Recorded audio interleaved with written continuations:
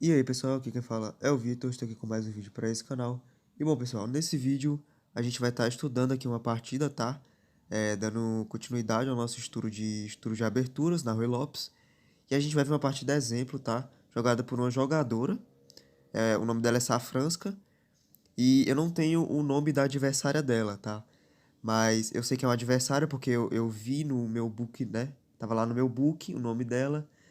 Só que aí eu peguei a partida e quando eu coloquei na engine, o nome dela sumiu, não sei por quê. Enfim, só ficou o nome da Safranska aqui, tudo bem? E a gente vai estar dando uma analisada nessa partida, tá? Eu gostei bastante dessa partida, por isso que eu selecionei ela, tá? Tinha até partidas de outros jogadores, Aronian, até do próprio Magnus, mas eu gostei mais dessa partida. Então vamos trazer ela aqui. E aí a Safranska jogou a linha que a gente estava estudando, né? Eu peguei uma partida que exatamente caiu na linha que a gente estuda. Não é exatamente a linha que a gente estuda, mas as ideias são a que a gente viu, tá? Então jogou E4, E5, cavalo F3, cavalo C6 e bispo B5, caracterizando a Rui Lopes, tá, pessoal? E aí jogou a variante MOV com A6, certo? E aí jogou bispo A4, cavalo F6 e roque. Até agora tudo tranquilo, né?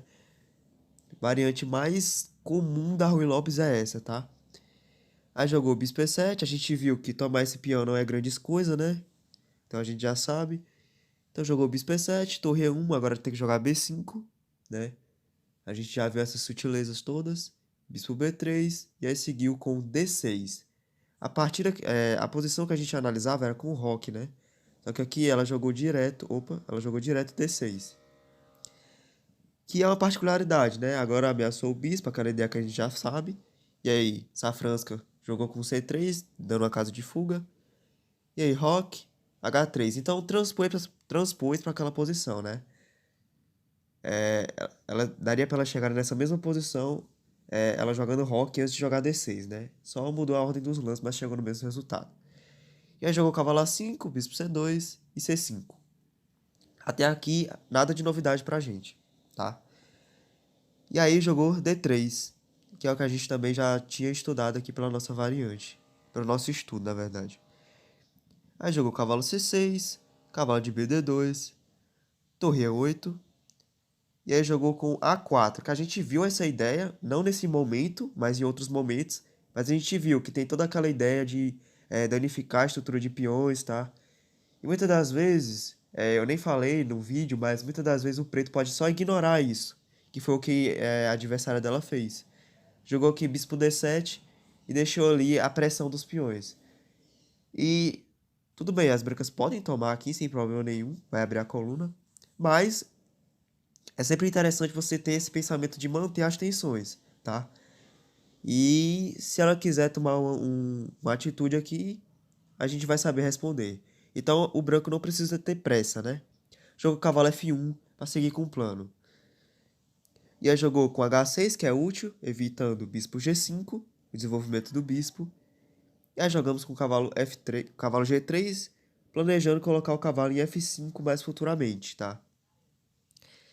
E aqui as pretas seguiram com B4, já expandindo. E sempre quando chega essa questão do B4, é sempre interessante a gente cogitar jogar D4 aqui nessa posição.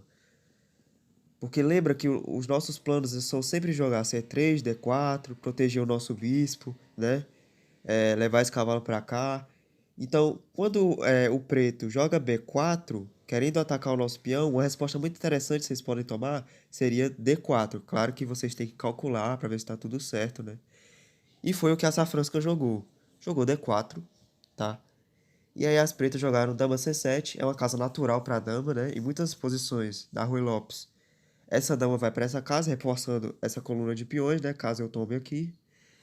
Mas aí a Safranska, ela fez um plano muito interessante aqui, que muitas das vezes acontece na abertura Rui Lopes, que eu quero que vocês tenham essa ideia com vocês, que é o princípio da dominação das peças adversárias. E foi por isso que eu escolhi essa partida, tá, pessoal? Dominação das peças adversárias. Antes de fazer o lance, eu gostaria que vocês olhassem a posição e me dissessem qual lance vocês fariam, tá? E aí a gente vai vendo em que nível estratégico cada um está já, né? Então vamos lá. Eu já dei uma dica, né? Dominação de peças. Então vamos lá. A gente vai primeiro analisar aqui a posição. Claramente, a gente vê que as brancas elas têm uma vantagem de espaço. Por quê? Porque as peças dela estão mais livres aqui, né? Os cavalos estão mais livres. Tudo está mais livre e a posição das brancas parece estar mais aberta. A posição das pretas parece estar mais fechada, né? Eu tenho aqui esse bispo preto fechado pela própria cadeia de peões, né? Esse bispo branco só tem uma diagonal útil, né? E ele não pode agir sobre muitas casas, porque se ele não vier para cá, cai o bispo. E aqui é a mesma coisa. Então, essas peças das pretas, o cavalo aqui, sem muitas perspectivas, né? Indicam que essas peças estão mais limitadas, ou pelo menos com desvantagem de espaço. Então aqui a gente já vê que as brancas têm uma vantagem estratégica, que é a vantagem de espaço. Então a Safranca, se aproveitando disso, ela jogou um lance muito interessante aqui. Que se você tiver visto, parabéns, seu nível estratégico está bem, tá bom na verdade, né? É claro que tinham vários lances candidatos, mas a Safranca jogou com D5. Porque D5, pessoal, além de ameaçar o cavalo, agora eu estou fixando essa estrutura de peões, tá? Esses peões vão ficar parados muito tempo nessa posição. E agora as peças das pretas vão ficar presas, né? E quando as peças não são ativas no seu jogo, você fica ali na resistência, só resistindo e ficando cada vez com menos espaço, a sua posição tende a piorar mais ainda. E a gente vai ver que conforme a posição for piorando para as pretas, vai ser muito difícil sustentar, tá? Então vamos lá. As brancas jogaram D5 e a jogaram com o cavalo D8. Olha para onde esse cavalo foi. Perceba que o cavalo indo para D8, ele não pode mais voltar nem para C6 e nem para F6, tá? Então esse cavalo tá também bem limitado. A única casa que ele tem perspectiva é a casa de B7, tá? Mas perceba que cada vez mais as peças vão se limitando e vai sempre piorando, tá, pessoal? As brancas vão se aproveitando muito bem dessa posição, tá? E aí jogou aqui com o cavalo D2, porque as brancas nessa posição, pessoal, e também já é outra coisa estratégica que acontece muito nas partidas. Geralmente, quando a gente está jogando partidas, a gente quer desenvolver nosso plano, fazer tudo que a gente tem que fazer, desenvolver nossas peças. Mas chega um momento que você tem que decidir. Ok, agora eu vou atrás do rei do meu adversário, né? Porque eu tenho que dar checkmate nele. Eu não vou deixar. Eu vou ficar só desenvolvendo peças e aí? O que eu vou fazer depois, né? E aí existe um princípio muito interessante, que é muito bom que vocês aprendam, que é a questão do centro fechado. O centro fechado, pessoal, é uma posição que não há tantas rupturas que possam ser criadas por peões. Então, ó, perceba que esses peões aqui, eles nunca, eu acho que dificilmente eles conseguiriam ser trocados aqui, né? O que eu quero dizer é que dificilmente esse centro vai abrir, por exemplo, né? Para as peças poderem agir no centro. Então, quando o centro está fechado, a gente diz que é uma posição perfeita para o ataque. Porque quando o centro está fechado, não vai ter contra-jogo, né? Então agora eu posso partir para cima do rei adversário. Quando você ataca numa posição que o centro está aberto no tabuleiro, a chance de você levar um contra-jogo e perder a partida é muito maior, tá? É por isso que quando você está em uma posição normal do xadrez, existe um conceito estratégico que fala pra gente. Se o seu adversário te atacar, contra-ataque no centro. Sempre que o seu adversário te atacar, você deve contra-atacar no centro. É claro que cada regra tem a sua exceção, mas, em geral, se o centro estiver aberto e o seu adversário quiser lançar as peças em cima de você querendo te atacar, geralmente a melhor resposta é contra-ataque no centro, tá, pessoal? Então aqui a Safranca jogou esse cavalo D2 justamente pensando nisso. Porque agora que o centro está fechado, né, por essa estrutura de peões, o que é que ela vai pensar? Jogar F4. Porque agora ela vai partir para cima do rei adversário. Jogando F4, torre F1, dama E2, passando as peças, tá? E aí só vai ficando pior. Dama F3 também é uma possibilidade, né? E aí jogou esse cavalo D2 com essa ideia. E aí jogou aqui com C4 e esse lance é um lance ruim, na minha opinião. Por quê? Primeiro, eu estou afastando esse peão desse peão protetor dele, e agora esse peão que avançou para C4, ele fica uma fraqueza, porque ele nunca mais vai poder ser defendido por outros peões. Nunca mais esse peão vai ser defendido por outros peões, tá? A não ser que o centro seja aberto e em algum momento esse peão possa avançar, mas por enquanto tá bem difícil de ser feito. Então as brancas muito bem se aproveitaram disso. Jogaram dama E2, ameaçando o peão. E aqui as pretas seguiram avançando, ameaçando o bispo, né? Elas contra-atacaram o bispo. E aí as brancas tiraram o bispo. E agora tem um peão caindo. As pretas jogaram com torre C8 e defenderam o peão. E perceba que as peças pretas, cada vez mais, elas estão tendo que reagir ao que as peças brancas estão fazendo. E estrategicamente falando, isso é ruim, porque você não está evoluindo seu jogo. Você só está reagindo ao que o adversário está fazendo. E percebam que agora a posição ficou ainda mais fechada.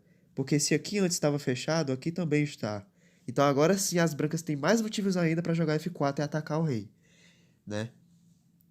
E aí jogou dama F1, preparando enfim o F4. E aí as pretas responderam com cavalo B7, querendo talvez jogar cavalo aqui, desenvolvendo o cavalo, colocando numa casa mais ativa, né? Já que as peças dele estão bem limitadas. Então percebam que a posição das pretas está muito fechada, as peças não jogam. Esse é o problema. É como se as pretas tivessem várias peças a menos, porque as peças delas não estão jogando. Olha esse bispo de E7.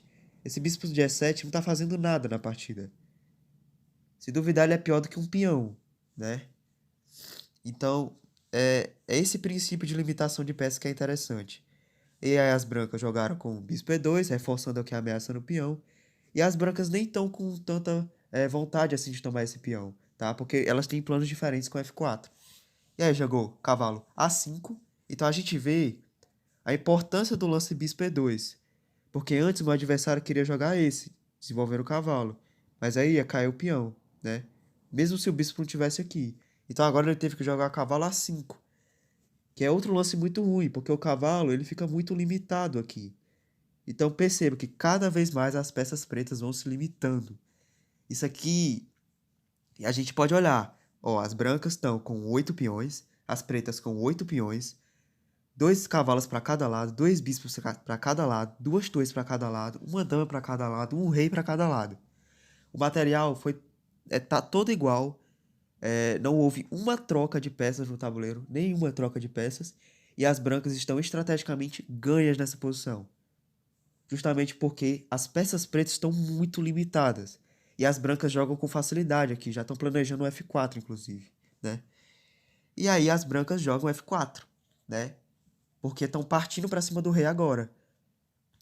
E aí as pretas respondem com cavalo H7, que eu sinceramente não sei o porquê desse lance. Eu acho que as pretas já estavam tão ruins aqui que só resolveram passar o lance mesmo, tá?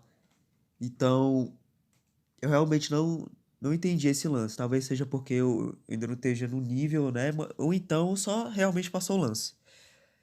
E aí as brancas jogaram com cavalo F3. Porque agora, tomar esse peão aqui é ruim para as pretas. Porque eu trago meu bispo.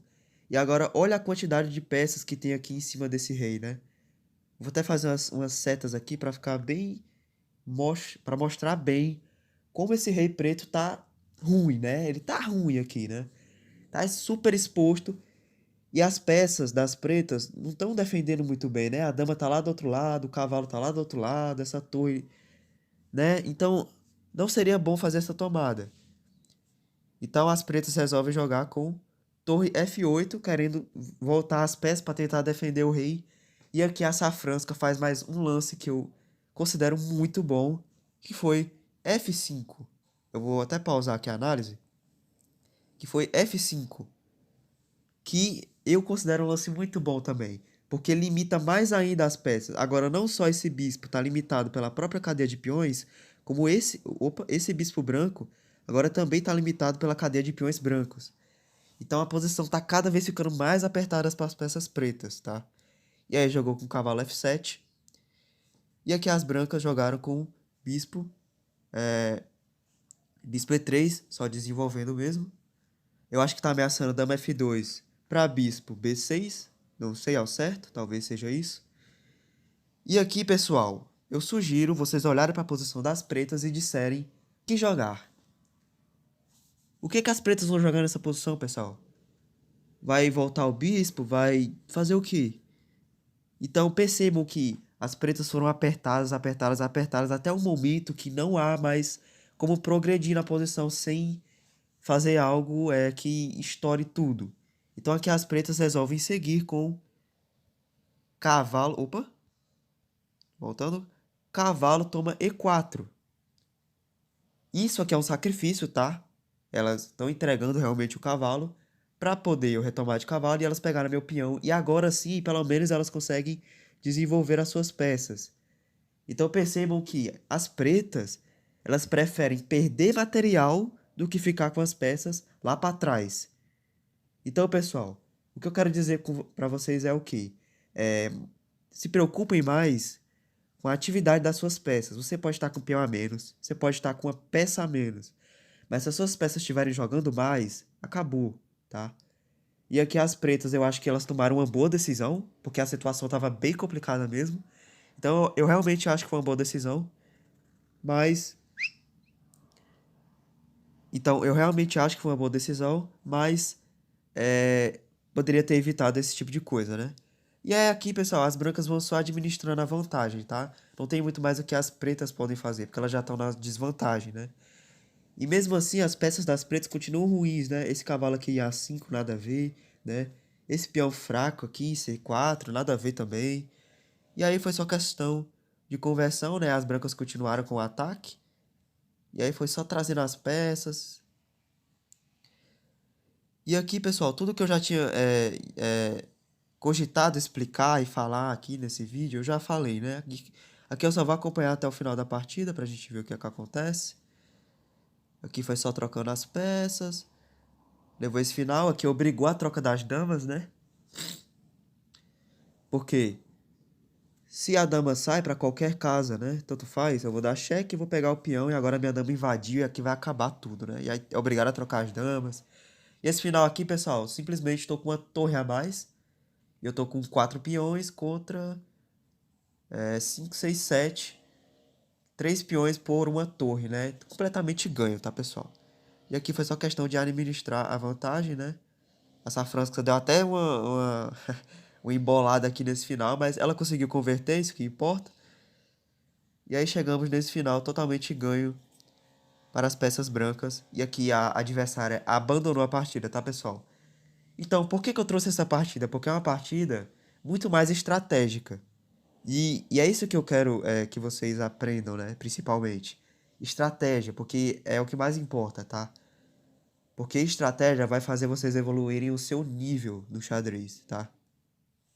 Então o que é que a gente aprendeu nessa partida? Conceitos de dominação de peças. Nem sempre você vai jogar para atacar, às vezes você vai jogar posicional e vai limitar o seu adversário até o momento que a posição dele fique tão ruim que ele vai ter que sacrificar. E geralmente, quando um jogador fica numa posição tão ruim como essa, os jogadores mais iniciantes, eles não sacrificam. Eles preferem se apertar ao máximo. Mas aí, pessoal, é mesmo que abandonar a partida, né? Porque vai ter uma hora que não vai dar, a posição não se sustenta. Tá, pessoal? Então é isso, pessoal. Vou deixar o vídeo por aqui, tá? Espero que eu tenha ajudado vocês. Até a próxima, espero que tenham gostado. Falou!